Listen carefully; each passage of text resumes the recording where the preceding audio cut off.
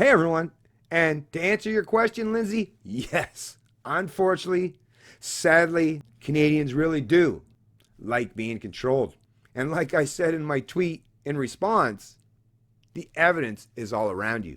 In particular, in light of the coronavirus outbreak, Canadians have been so thoroughly indoctrinated into the cult of statism, they've become absolutely blind and ignorant to the perils of seeking the safety or comfort of big government. When in reality, government is a much, much bigger threat to each and every one of us than this coronavirus could ever be. Headline of the True North, Shepherd, do Canadians like being controlled? True North's Lindsay Shepherd warns that we should be wary of the calls to limit our freedoms during the pandemic. Like I say, this was reported by Lindsay Shepherd, March 29th, 2020. What a stark contrast between Lindsay, right, and that article I was referencing in my stream the other day from that Diane Francis that's saying we must give up and sacrifice our liberties to reduce the spread of the virus, right? No, you don't have to do any such thing. And time will bear out and prove that we're the ones who are taking the proper position. In order to enforce social distancing efforts and mitigate the spread of coronavirus, some public voices are suggesting we must trade in our civil liberties and that snitch lines, arrests, and cell phone tracking should be introduced or ramped up. True North's Lindsay Shepherd warns that we should be wary of the calls to limit our freedoms during the pandemic. Anyways, folks, I'll place a link to this very short article, but the reason why it's a short article is because a video is contained within it.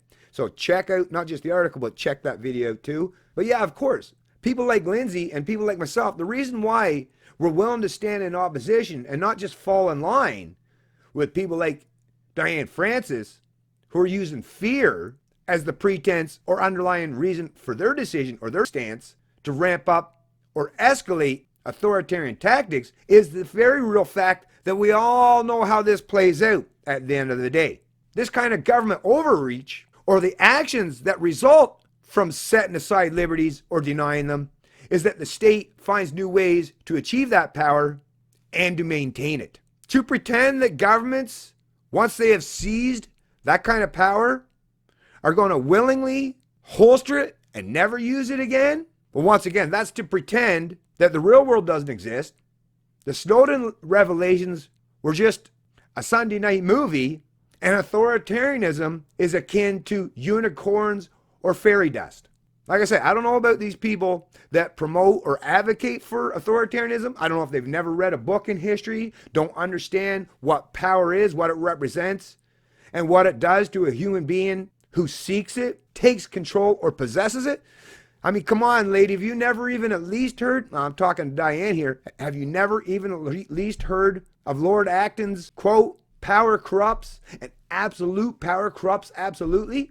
Are you really so foolish, naive, or ignorant to believe that those who seek power will never use the tools that you afford to them and only do so in very, very limited circumstances, such as during the outbreak? Well, even if you believe that, well, I can debunk that myth and have already done so in a couple of my past streams. Nothing that these governments are doing are actually preventing the disease from spreading, as you can see. Yeah, you might be able to flatten that curve a little bit by locking down the entire country or entire segments of the economy, but time will tell that the cure is going to be much more painful and devastating than the potential of the disease or virus.